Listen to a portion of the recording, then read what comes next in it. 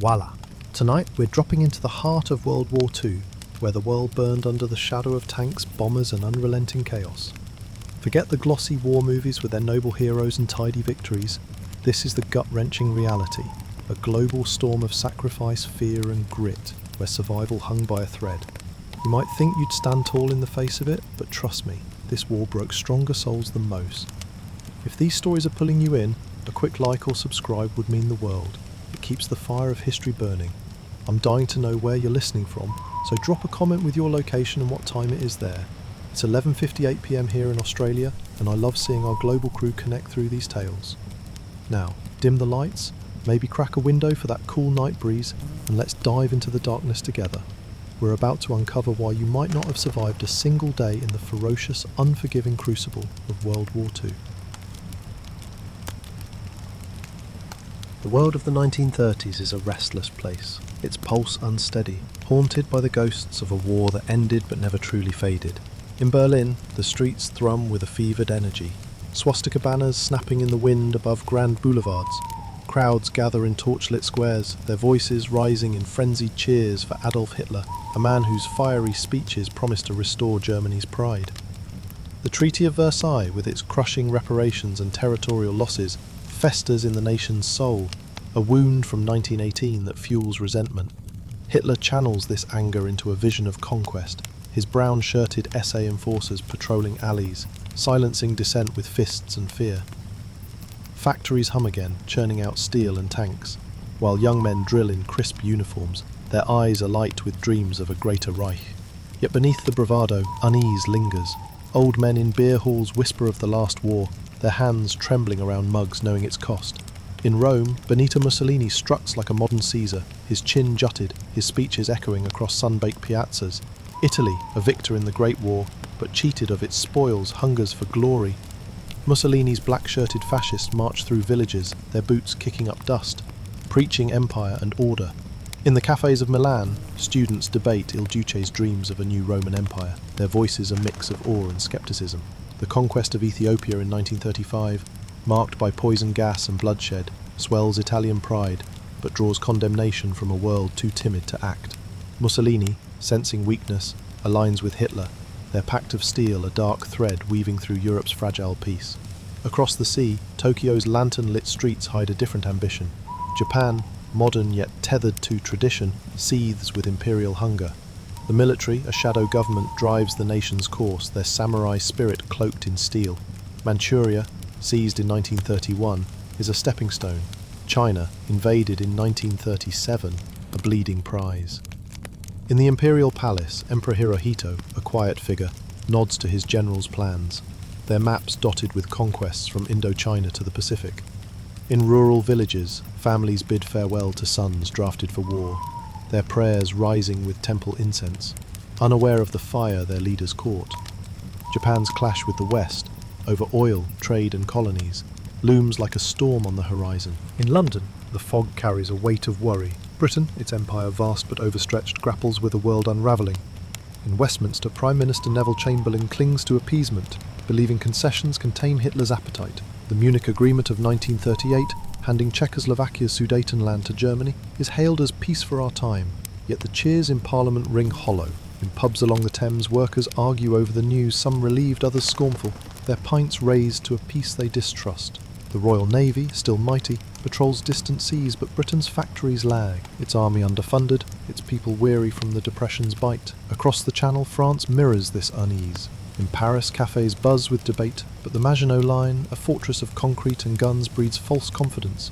French leaders, scarred by Verdun's memory, shrink from confrontation, their alliances with smaller nations fragile. The world beyond Europe feels the tremor.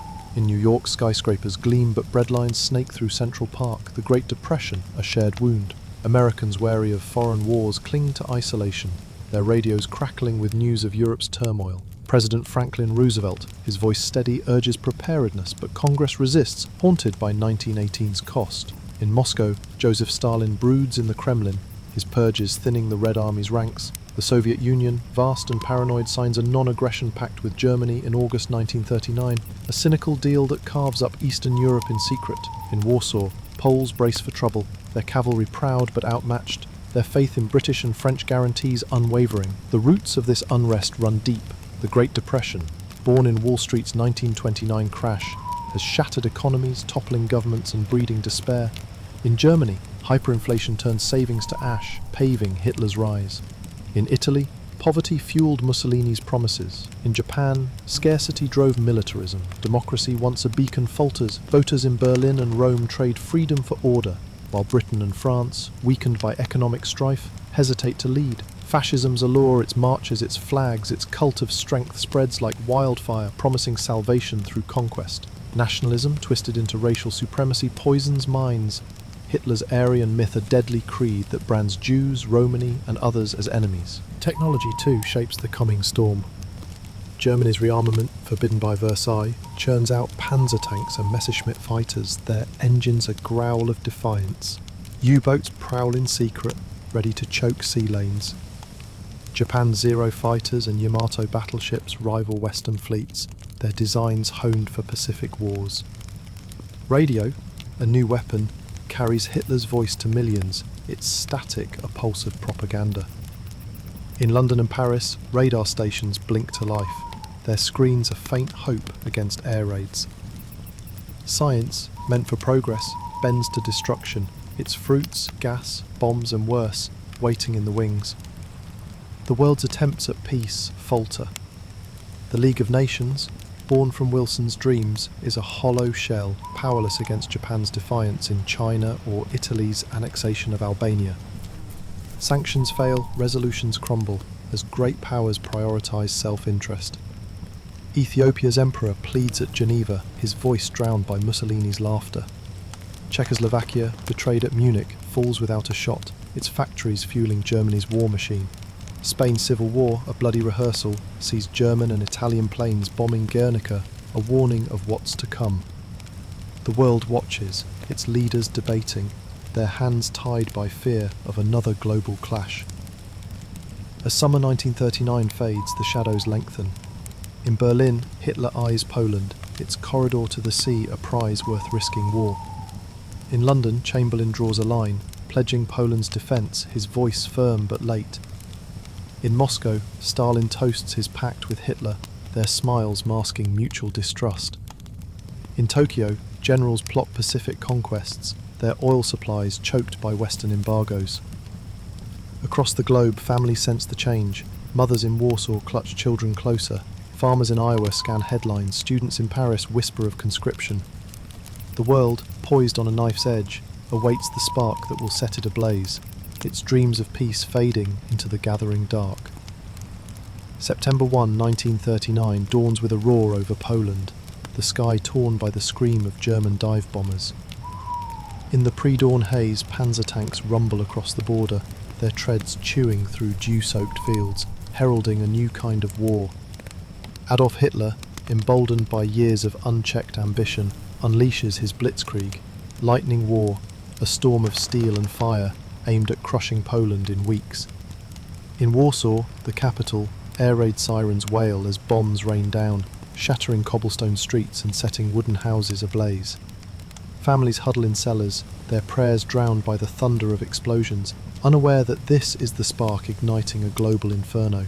The German invasion is relentless, a machine of precision honed in secret. Luftwaffe planes, their black crosses stark against grey wings, strafe roads clogged with refugees. Farmers with carts, mothers clutching children, their faces etched with terror. On the ground, panzer divisions spearhead the assault, their radios crackling with orders to encircle and destroy. Infantry in field grey uniforms follow, their boots pounding through villages where church spires still stand, though not for long. The Wehrmacht's speed is staggering. Within days, towns like Poznan and Łódź fall, their garrisons overwhelmed by the sheer force of mechanised warfare. Hitler, pacing in Berlin's Reich Chancellery, grins at reports of progress, his maps marked with arrows slicing through Poland's heart. Poland fights back with desperate courage.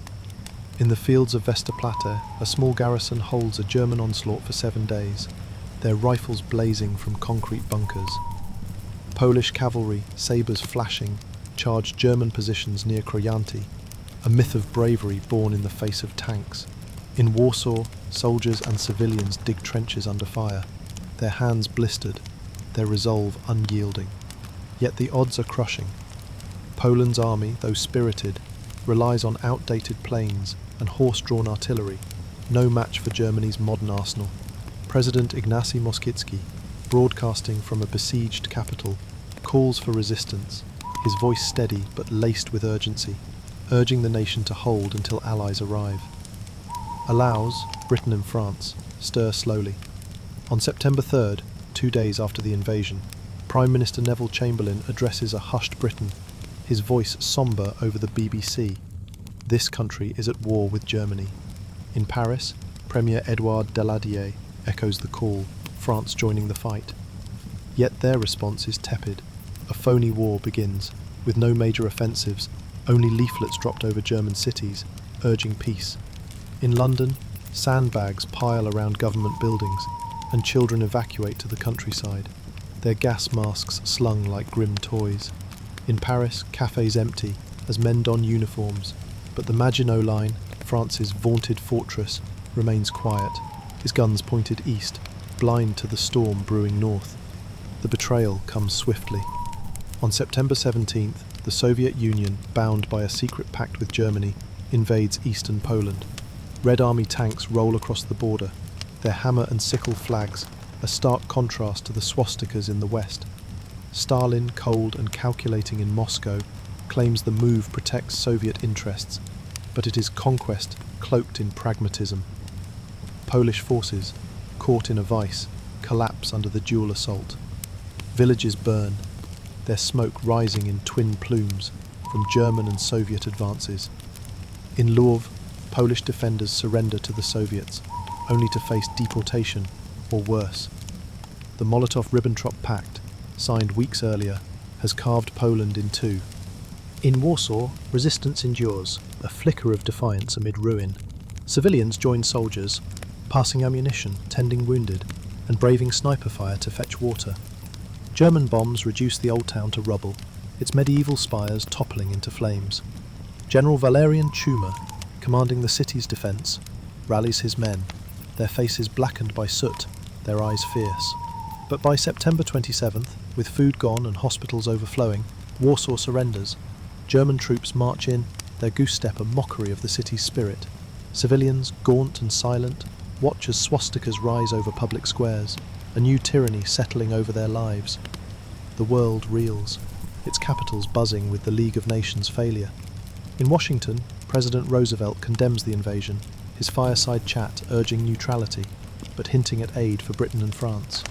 In Rome, Mussolini, cautious but greedy, watches Hitler's triumph, his own plans for conquest stirred. In Tokyo, Japan's generals see opportunity, their Pacific ambitions unchecked while Europe burns. Across Poland, resistance goes underground, teachers hide books, priests shelter fugitives, and partisans plan sabotage in forest camps, their whispers a promise of retribution. The Blitzkrieg's success sends chills through Europe. Germany's war machine, tested and triumphant, eyes new horizons.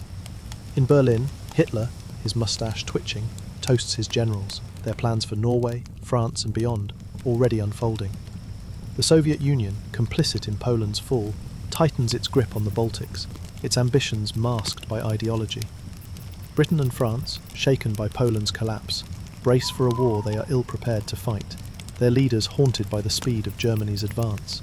Poland's agony is a prelude, its fields and cities a testing ground for a war unlike any before.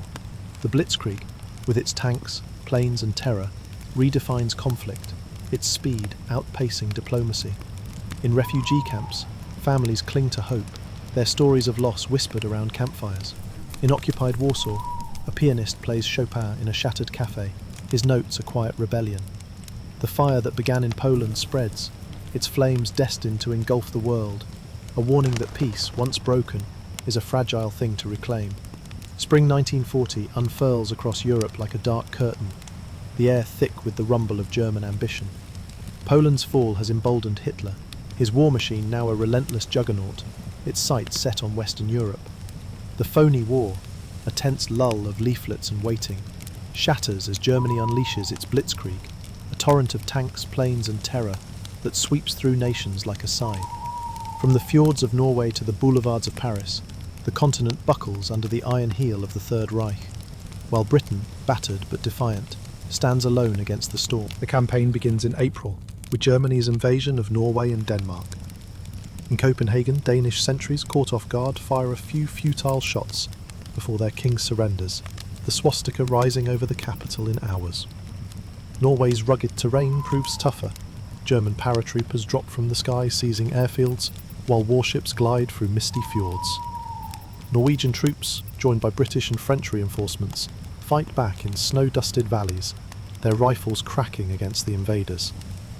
But Germany's air superiority and speed prevail. Oslo falls, and King Haakon VII flees to London, his government in exile a flicker of hope.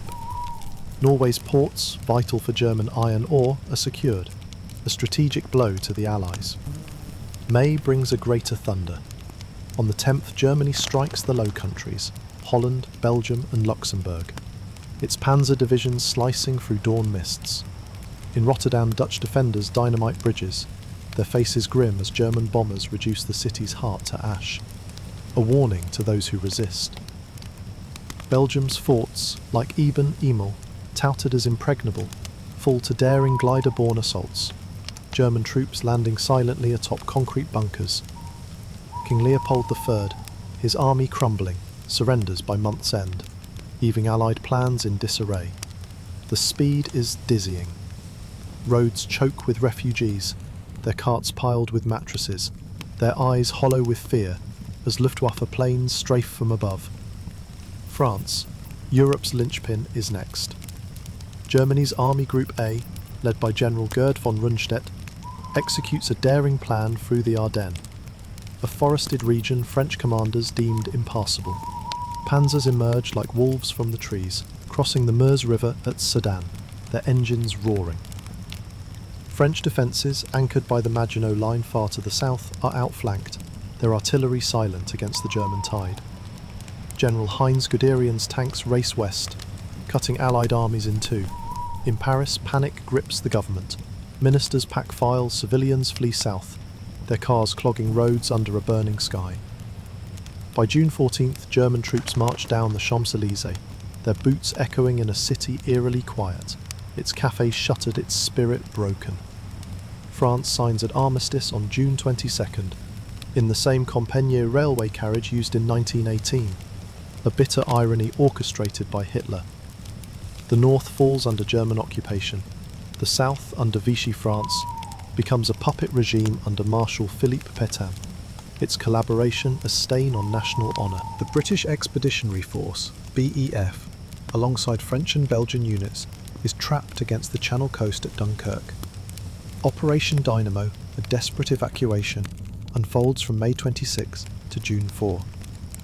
Under a sky black with Luftwaffe planes, soldiers wade into the sea, queuing for rescue by a motley fleet, navy destroyers, fishing boats, even yachts manned by civilians.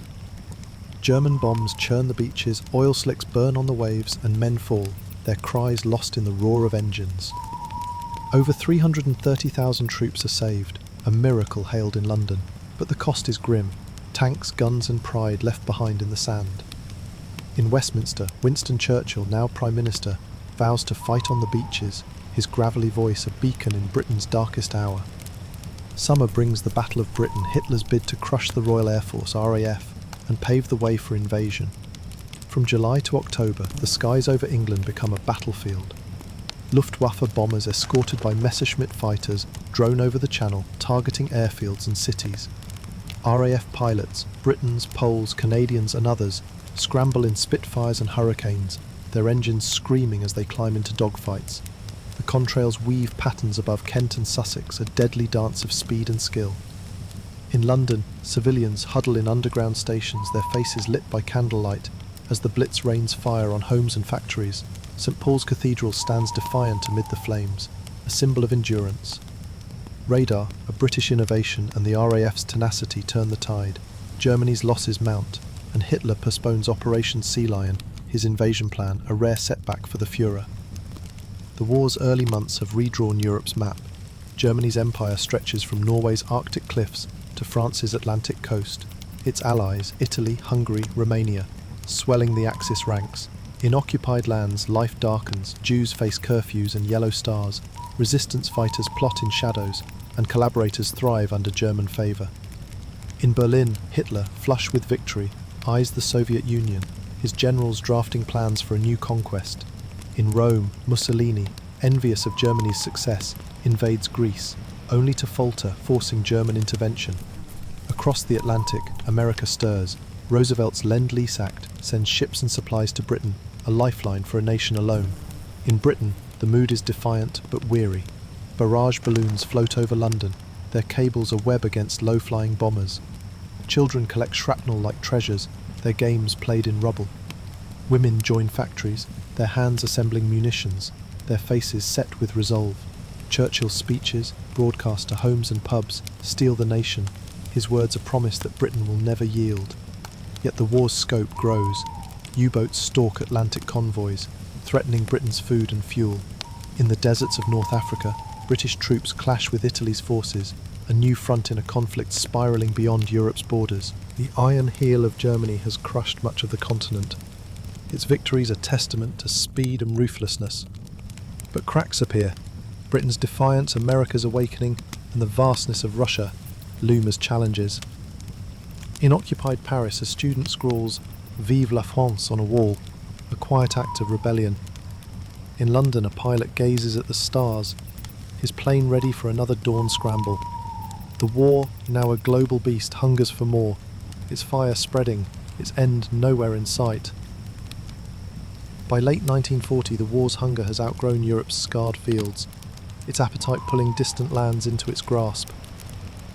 From the sun-baked deserts of North Africa to the rugged mountains of the Balkans and the steaming jungles of Asia, new fronts ignite, each a crucible of ambition and sacrifice. The Axis powers, led by Germany's relentless drive, stretch their claws, while Japan's imperial dreams clash with Western interests in the Pacific. The world, once a bystander to Europe's strife, is now a battlefield, its oceans and continents bound by the war's unyielding grip.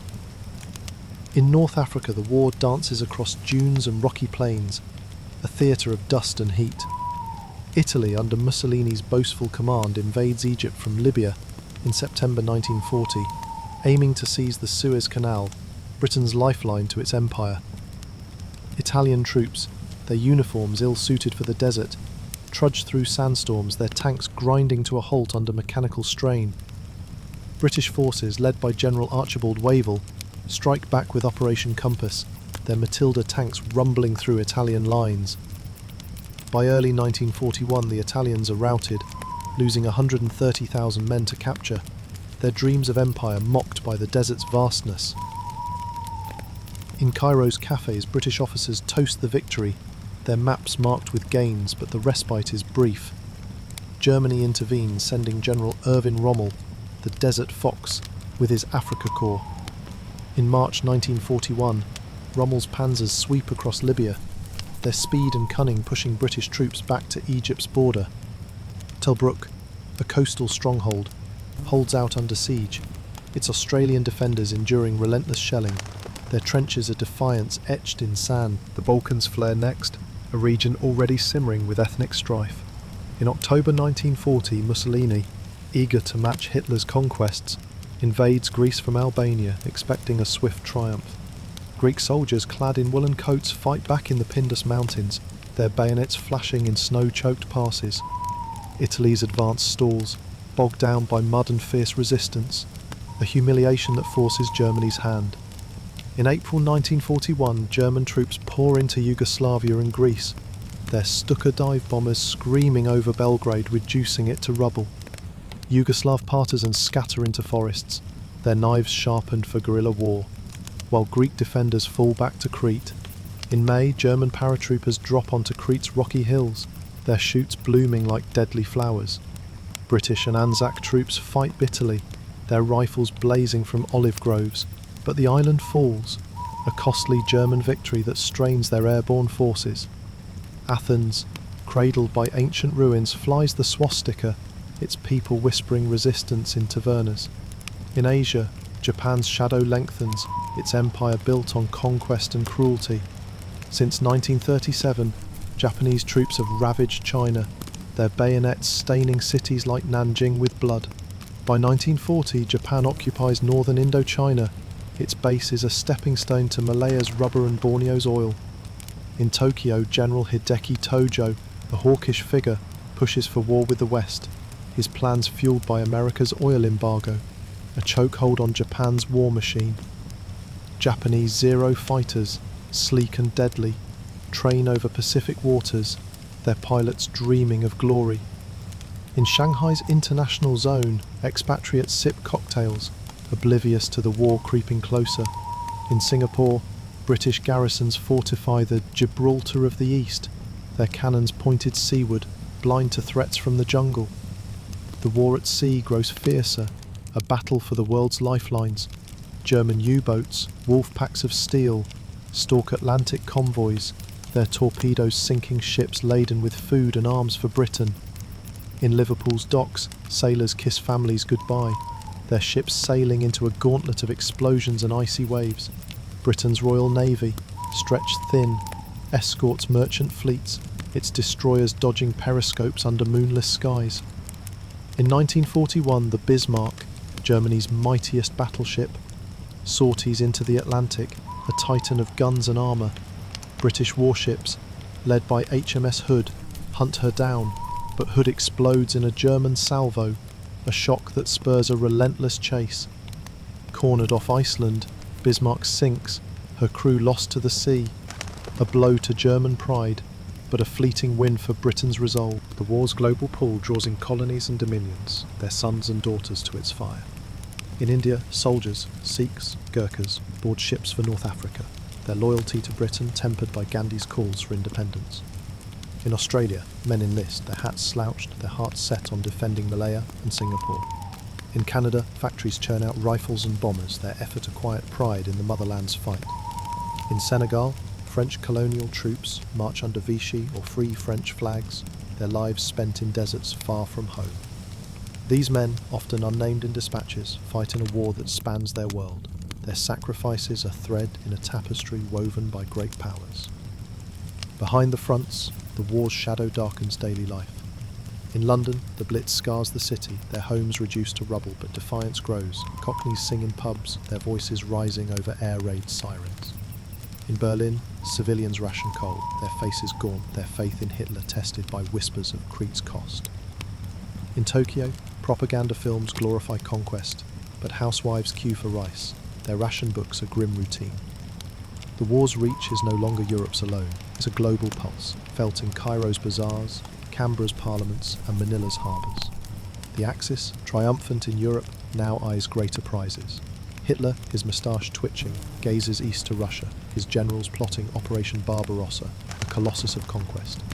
Mussolini, chastened by Greece, leans on German aid, his empire a hollowed boast. Japan, its navy poised, prepares a strike to cripple America, its planners dreaming of Pacific dominion. The Allies, battered but unbroken, brace for new blows. Britain clings to its island, free French plot from London, and America's factories hum, its neutrality fraying.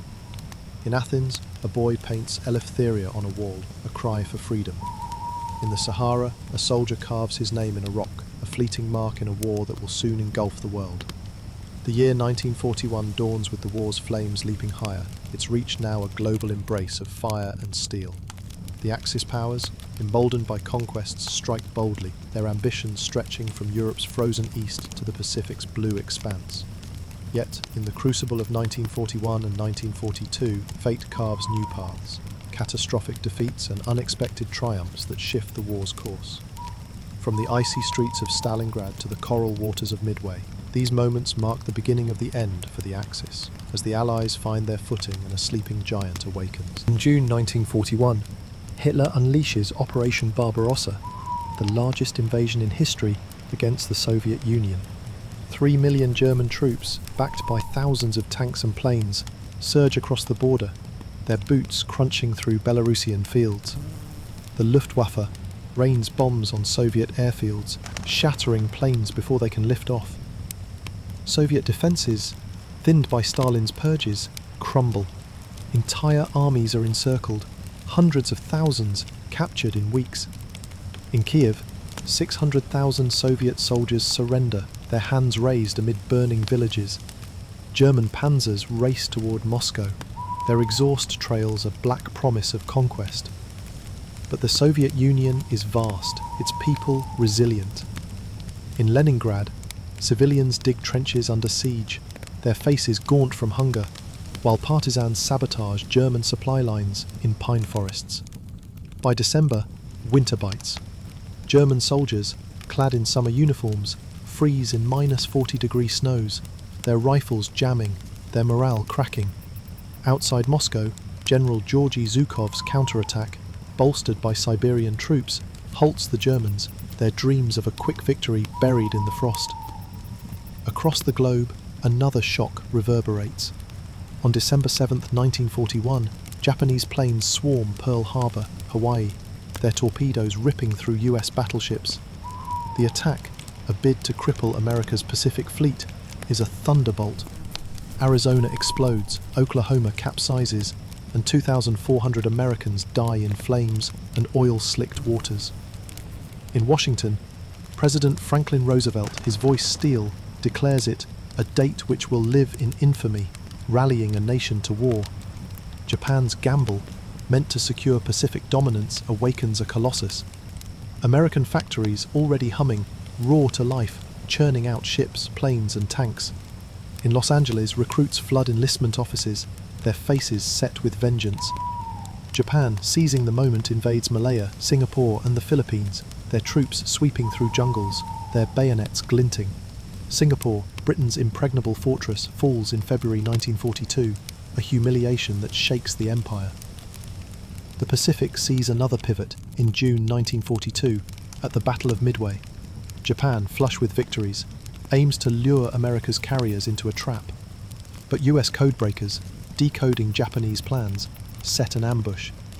Over coral atolls, American dive bombers swoop, their payload sinking 4 Japanese carriers, Akagi, Kaga, Soryu, Hiryu, in a day. The sea burns with oil, Japanese sailors cling to wreckage, their navy's edge blunted. In San Diego, naval officers cheer, their maps redrawn with hope. Midway shifts the Pacific's balance, handing the initiative to America, whose industrial might now dwarfs Japan's strained resources. In North Africa, the pendulum swings again.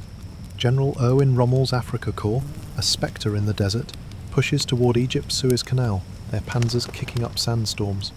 But in October 1942, at El Alamein, British General Bernard Montgomery strikes back. Under a moonlit sky, Allied artillery thunders, their shells shattering German lines.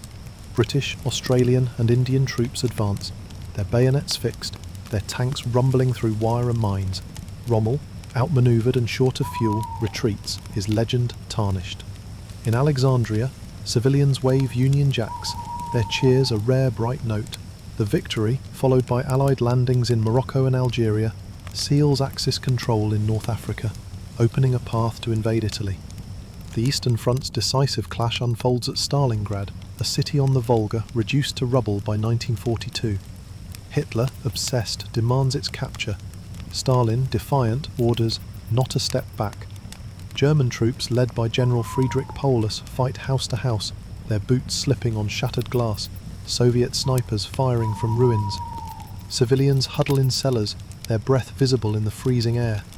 By November, Soviet General Vasily Tverkov encircles the German 6th Army, trapping 300,000 men. Starvation and cold claim thousands. German soldiers, their faces skeletal, eat rats or surrender, their hands frostbitten. In February 1943, Paulus surrenders, a blow that shatters German invincibility. In Moscow, Stalin toasts the victory, his eyes on Berlin, while Soviet factories relocated east churn out T-34 tanks, their production outpacing Germany's. These turning points ripple across the globe. In London, Churchill, cigar in hand, speaks of the end of the beginning, his words a lifeline for a battered nation. In Washington, Roosevelt and his generals plan Pacific offensives, their shipyards launching carriers at breakneck speed. In Berlin, Hitler rages, his maps marked with retreats, his propaganda straining to mask defeat. In Tokyo, Japan's leaders, once buoyant, face a shrinking empire, their oil reserves dwindling under Allied blockades. The war's human toll deepens. In Leningrad, 1 million die under siege, their bodies piled in snow. In Manila, Filipinos resist Japanese occupation, their guerrilla raids a thorn in the enemy's side. In Cairo, Allied troops, Britons, Indians, New Zealanders, share cigarettes, their faces etched with desert dust. The war, now truly global, binds nations in sacrifice. Australian pilots soar over the Pacific, Canadian sailors brave Atlantic U-boats, and Chinese peasants fight Japanese invaders with homemade spears. Behind the lines, hope flickers. In occupied France, resistance fighters sabotage trains. In America, women weld ships, their bandanas bright in factory light. The Axis, once unstoppable, stumbles. Germany's army, bled dry at Stalingrad, faces a Soviet juggernaut. Japan's navy, crippled at Midway, braces for American counterattacks. The Allies, united by necessity, grow stronger. Soviet resilience, British defiance, and American industry forge a coalition that outmatches the Axis. In a Polish forest, a partisan lights a fuse under a German train. The explosion a spark of defiance. In a Hawaiian harbour, a sailor watches a new carrier sail out, its deck gleaming with planes. The war's tide turns, its outcome no longer certain, its fire now burning toward the Axis heartlands. By 1943, the war's relentless churn has carved deep wounds across the globe, but the tide begins to turn with a surge of Allied resolve. The Axis powers, staggered by defeats at Stalingrad and Midway, face a resurgent enemy, their once invincible grip loosening. From the sunlit shores of Sicily to the snow-swept plains of Eastern Europe and the coral islands of the Pacific, the Allies launch a series of offensives, their unity forged in sacrifice and strategy. The world, weary but defiant, senses a shift as the dream of victory grows from a flicker to a flame. In the Mediterranean, the Allies target Italy, the Axis's weakest link. Operation Husky begins in July 1943, with British and American troops storming Sicily's rugged beaches. Under a starlit sky, paratroopers drift over olive groves, their chutes snagging on cypress trees, while landing craft churn through waves, disgorging soldiers onto sand. General George Patton's tanks roar inland, their treads grinding through dusty roads, while General Bernard Montgomery's 8th Army advances along the coast. Italian defenders, demoralised by years of failure, crumble. German reinforcements fight fiercely but are outmanoeuvred. In Palermo, civilians wave white flags, their faces a mix of relief and fear. By August, Sicily falls, a stepping stone to the Italian mainland. In Rome, Benito Mussolini's regime collapses, Il Duce is arrested, his fascist dream shattered. King Victor Emmanuel III appoints a new government, but Germany occupies northern Italy, propping up Mussolini in a puppet state. In September, Allied troops land at Salerno, their boots sinking into muddy beaches under German shellfire. The advance is gruelling, mountain passes bristle with machine guns, and Naples' ruins become battlegrounds. But by October, southern Italy is in Allied hands, a crack in the Axis armour. On the Eastern Front, the Soviet Union's juggernaut gathers unstoppable momentum. After Stalingrad's triumph, Soviet forces, led by General Ivan Konev and Georgy Zhukov, launch Operation Kutuzov, reclaiming Orel and Kharkov. T-34 tanks, their sloped armour deflecting German shells, rumble across steppes, while Katyusha rockets scream overhead, their explosions a fiery requiem for German hopes. In July 1943, the Battle of Kursk, the largest tank battle in history, erupts near Prokhorovka. Thousands of tanks clash, their turrets blazing, the ground scarred by burning hulks. Soviet defences, dug deep with mines and artillery, bleed the Germans dry. By August, the Wehrmacht retreats, its panzer divisions gutted.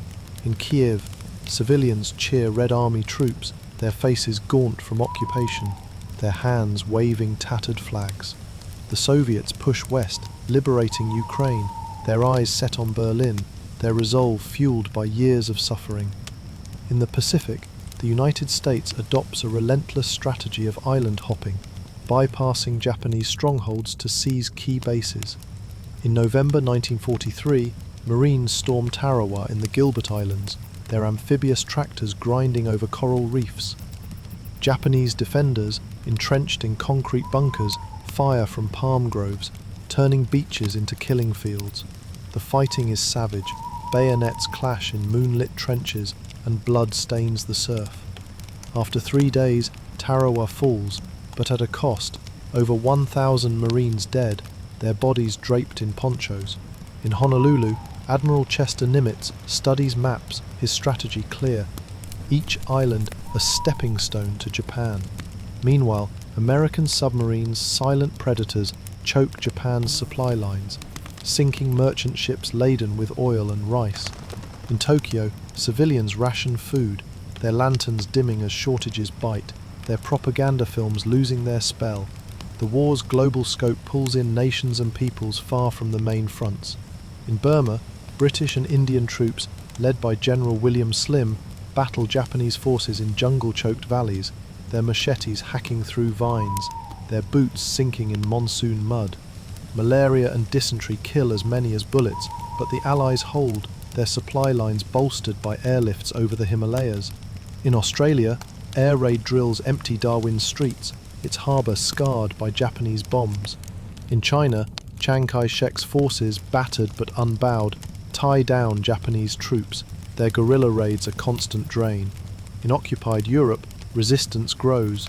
Norwegian saboteurs destroy German heavy water plants, French maquis derail trains, and Yugoslav partisans, led by Tito, liberate swathes of countryside, their rifles a thorn in the Axis side. Behind the lines, the war reshapes societies. In Detroit, American factories churn out B-24 bombers, their assembly lines staffed by women in coveralls, their hands deft with rillet guns. In London, blackout curtains plunge streets into darkness, but pubs hum with defiance, their patrons toasting Churchill speeches. In Berlin, civilians huddle in cellars as Allied bombers, British by night, American by day, pound factories and homes. The RAF's firestorms engulf Hamburg, their flames visible for miles, a grim echo of the Blitz. In Moscow, Stalin's portraits loom over squares, his iron will a rally cry, though fear of his purges lingers. The Allies' unity strengthens, their leaders forging a common path. In Tehran, November 1943, Churchill, Roosevelt and Stalin meet, their cigars and vodka sealing plans for a second front in Europe.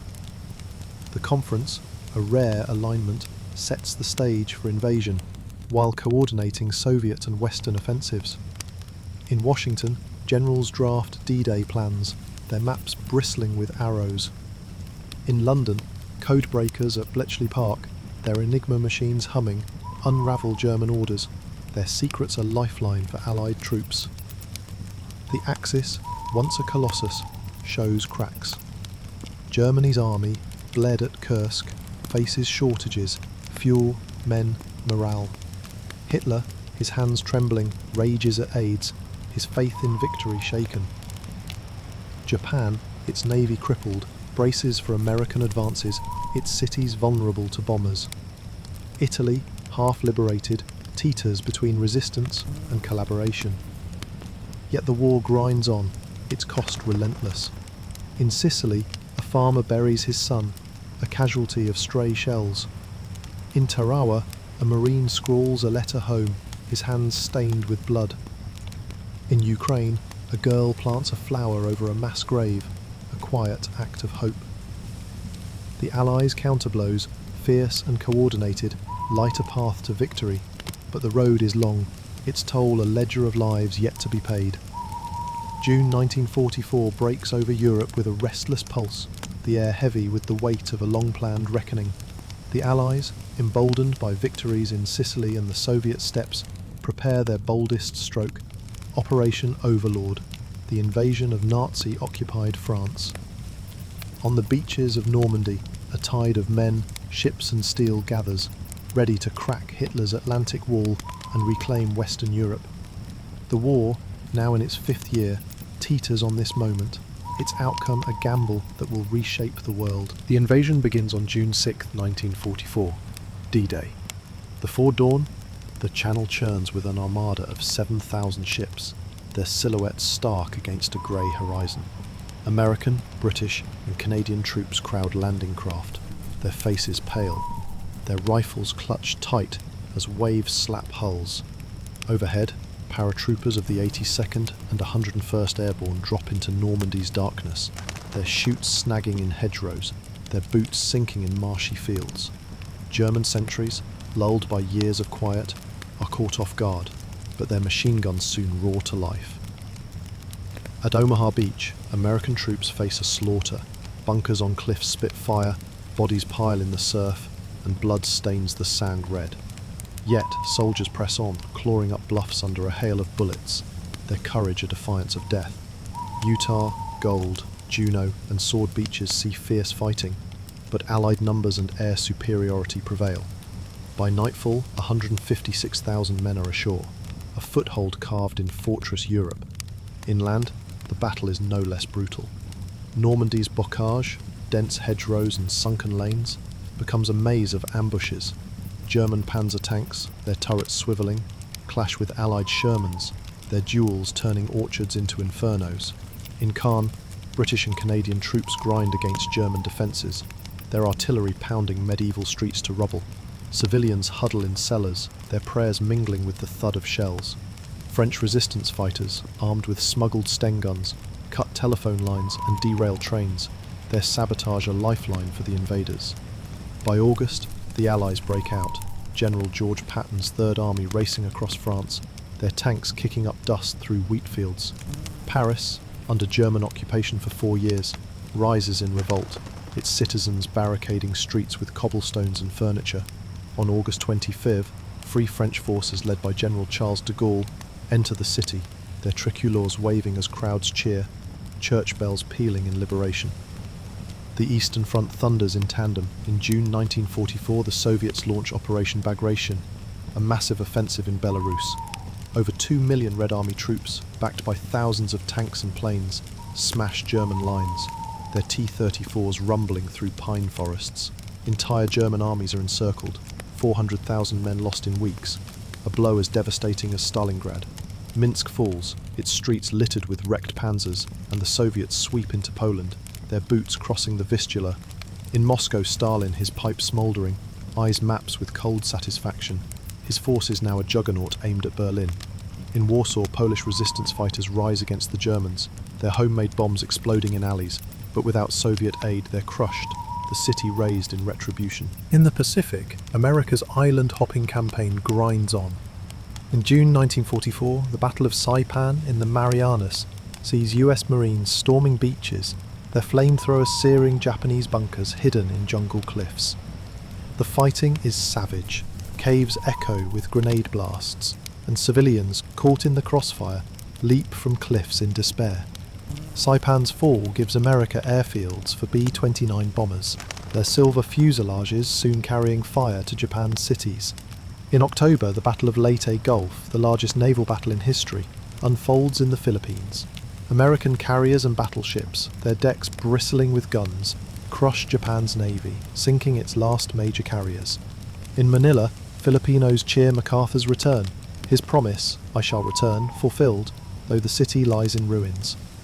The war's toll mounts, its shadow darkening every front. In London, V-1 buzz bombs, Germany's new terror weapon, scream over rooftops, their explosions shaking resolve. In Berlin, Hitler, gaunt and trembling, retreats to bunkers, his rants blaming generals for defeats. In Tokyo, civilians endure firebombings, their wooden homes igniting like tinder, their shelters offering little refuge. Across occupied Europe, the Holocaust's horror deepens. Trains to Auschwitz run relentlessly, their cargo human, their destination death. Resistance fighters, from Dutch farmers to Polish students, risk all, their courage a spark in the dark. The Allies' momentum is unstoppable. In Brussels, Canadian troops are greeted with flowers, their tanks rolling through liberated streets. In Athens, British paratroopers land as Germans flee, the Acropolis free of swastikas. In the Pacific, American sailors, their ships battered but unbowed, eye Japan's home islands. The Axis, stretched beyond endurance, cracks. Germany's armies, bled dry, face enemies on 2 fronts. Japan's empire, starved of oil, shrinks under American pressure. Italy, half-liberated, teeters in chaos. In Normandy, a soldier carves his initials in a liberated village church, a mark of hope. In Leningrad, a woman plants a garden amid rubble, her her spade a quiet rebellion. The war's end glimmers, but its cost, a ledger of lives and cities, grows heavier, the final reckoning still ahead. As 1944 fades into 1945, the war's relentless march exposes a darkness deeper than battlefields, a stain on humanity's soul. The Holocaust, the Nazi regime's systematic genocide, and the broader atrocities of the Axis powers reveal the depths of cruelty born from ideology and conquest. From the barbed wire of Auschwitz to the mass graves of Babi Yar, from the forced labour camps of Japan to the ravaged villages of occupied Europe, these horrors unfold in shadows, their scale numbing, their stories a testament to both evil and the unyielding spirit of those who endured. In Poland, Auschwitz-Birkenau stands as a grim monument to the Nazi final solution. By 1944, the camp's crematoria belch smoke day and night, their chimneys a silhouette against a grey sky. Trains arrive relentlessly, their cattle cars packed with Jews, Romani, political prisoners and others deemed undesirable by Hitler's racial dogma.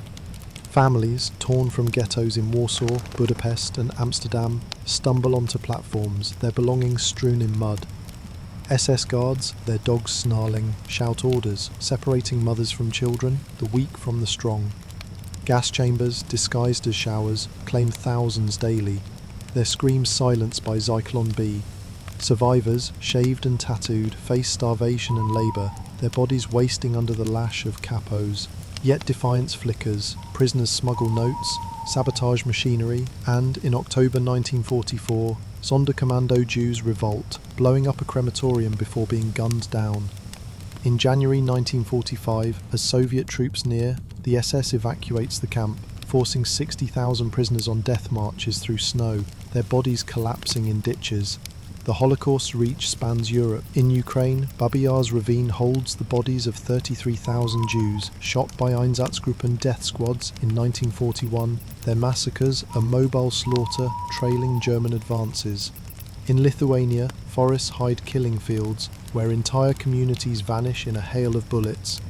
Ghettos like Warsaw's are liquidated. By 1943, its 400,000 residents are dead or deported, their uprising crushed in flames. In Amsterdam, Anne Frank, a Jewish girl, hides in an attic, her diary a quiet chronicle of hope until her family's betrayal in 1944. Across occupied lands, 6 million Jews, 2/3 of Europe's Jewish population, perish. Alongside millions of others, their lives erased by a regime obsessed with purity. Japan's atrocities, though different in scope, are no less brutal. In China, the Nanjing massacre of 1937 leaves 200,000 dead, civilians bayoneted, women assaulted, streets choked with corpses. By 1944, Japan's empire relies on forced labour. Chinese, Korean and Allied prisoners toil in mines and jungles, their bodies breaking under starvation and beatings. In Burma, the death railway claims 100,000 lives, prisoners and locals dying in monsoon mud, their graves unmarked. Unit 731, a secret Japanese facility in Manchuria, conducts experiments, vivisections, plague tests on prisoners, their screams unheard beyond barbed wire. In the Philippines, Japanese troops facing defeat massacre civilians, their bayonets a final act of rage. Germany's occupied territories breed further horrors. In France, the SS razes Oradour-sur-Glane, herding 642 villagers, men, women, children, into barns and churches, then burning them alive, a reprisal for resistance. In Belarus, entire villages vanish, their inhabitants shot or burned by German anti-partisan sweeps. Over 2 million civilians die in the Soviet Union alone. Forced labour pulls millions into Germany's war machine. Poles, Ukrainians, French, work in factories, their rations scraps, their lives expendable. In Norway, Arctic prisoners build roads in blizzards, their hands freezing to tools. Yet, amid this abyss, humanity resists. In Sobibor, Jewish prisoners stage a 1943 uprising, killing guards and fleeing into forests, their escape a spark of hope. In Denmark, citizens smuggle 7,000 Jews to Sweden, their fishing boats dodging German patrols. In Poland, the Zagota network hides Jews, forging papers under Gestapo noses. Allied prisoners, like those in Stalag Luft 3, dig tunnels, their great escape, a defiance of captivity. though most are recaptured and shot. In ghettos and camps, teachers hold secret classes, musicians play forbidden songs, and mothers share crusts with children. Their acts are rebellion against despair. The world begins to see the horror as liberation nears. In July 1944, Soviet troops reach Marjanik, their faces hardening at gas chambers and mass graves. In January 1945, Auschwitz falls, its survivors, emaciated, hollow-eyed, stumbling toward freedom. American GIs, liberating Buchenwald and Dachau, weep at piles of bodies, their rifles forgotten. In Manila, Allied troops uncover Japanese massacres, their shock fueling resolve. These discoveries, broadcast in newsreels, sear the world's conscience, though many, numbed by war's toll, struggle to grasp the scale. The perpetrators face reckoning. In Berlin, Hitler, secluded in his bunker, denies the end, his orders to destroy evidence futile. In Tokyo, Japanese commanders burn records, their crimes buried in haste. But survivors' stories, whispered in camps, scrawled in diaries, endure, their voices a demand for justice. The Allies, closing in, vow to hold the guilty accountable, their tribunals a promise to history. The war's other fronts rage on, but the Holocaust and Axis atrocities cast a long shadow. In Auschwitz, a child's shoe lies in mud, a silent witness. In Nanjing, a river carries ashes of the slain. In Oradour, a charred church stands empty, its pews a requiem. These scars, etched into memory, remind the world of the cost of hatred, their lessons a plea for vigilance. As the Allies advance, their guns aimed at Berlin and Tokyo, the war's end nears, but its deepest wounds, those of the heart and soul, will linger, a challenge to humanity's future. By early 1945, the war's endgame unfolds with a ferocity that shakes the earth. The Axis powers, once towering giants of conquest, stagger under the weight of their own ambition. Germany, battered on two fronts, faces a relentless Allied advance, its cities crumbling under bombs, its people weary of promises unkept. Japan, its empire shrinking, clings to defiance in the Pacific, but the noose tightens. From the rubble of Berlin to the ashes of Hiroshima, the final blows fall, ending a conflict that has consumed millions and reshaped the world in fire and ruin.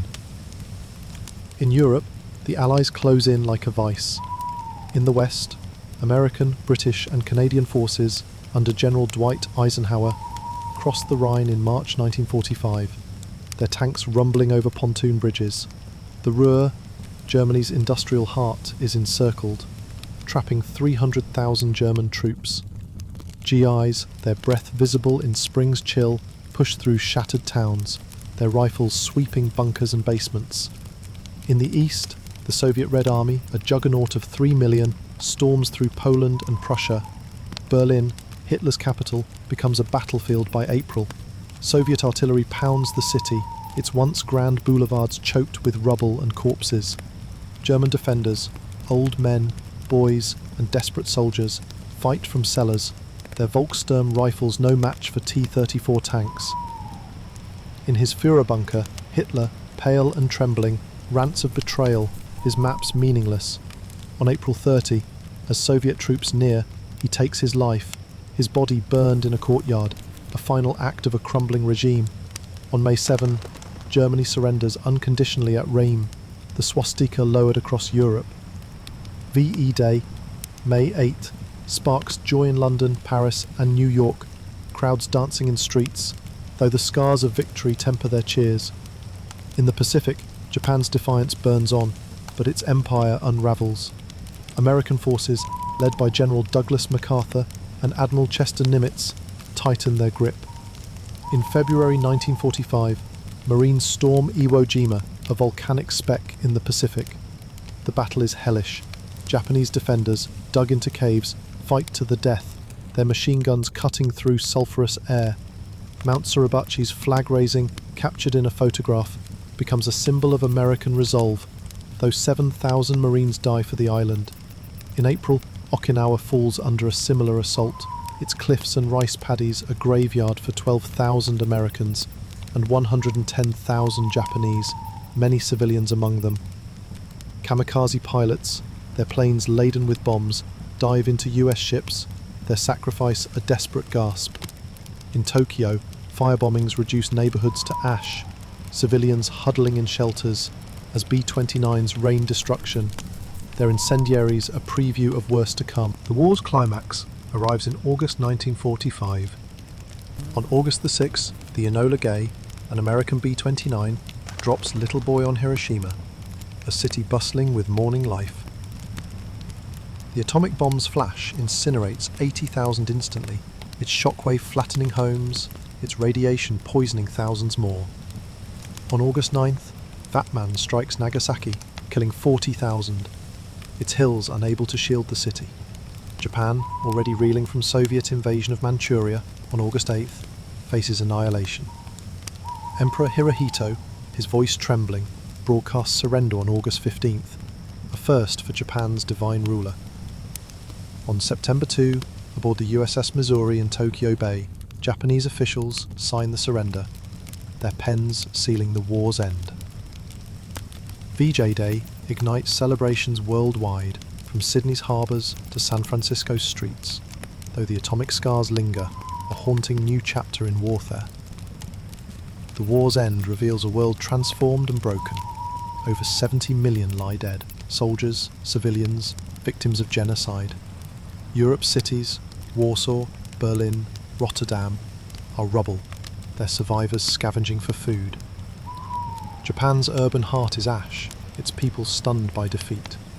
The Holocaust's toll, 6 million Jews and millions more, casts a shadow of grief, its survivors bearing witness to unimaginable loss.